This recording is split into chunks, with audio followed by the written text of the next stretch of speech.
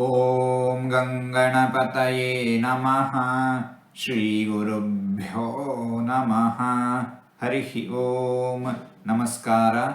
ಓಂ ಮಹೋದರಾಯ ನಮಃ.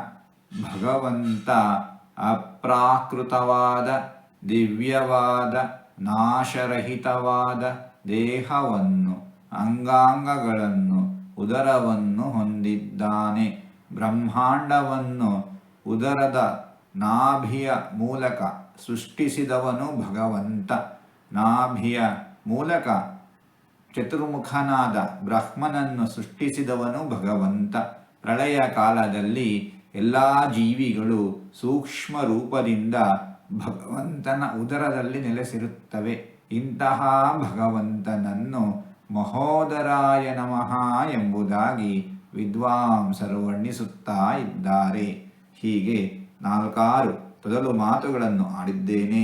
ಇದರಲ್ಲಿ ಏನಾದರೂ ತಪ್ಪುಗಳು ಇದ್ದರೆ ಆ ತಪ್ಪುಗಳನ್ನು ಬಿಟ್ಟು ಒಳ್ಳೆಯದು ಅಂತ ಏನಾದರೂ ಇದ್ದರೆ ಆ ಒಳ್ಳೆಯದನ್ನು ಮಾತ್ರ ಸ್ವೀಕರಿಸಬೇಕು ಅಂತ ಹೇಳಿ ಪ್ರಾರ್ಥನೆ. ಈ ನುಡಿಗಳನ್ನೆಲ್ಲ ಆಡಿಸಿದ ಭಗವಂತನಿಗೇ ಸರ್ವವೂ ಸಮರ್ಪಿತ. ಸರ್ವಂ ಶ್ರೀಕೃಷ್ಣಾರ್ಪಣಮಸ್ತು.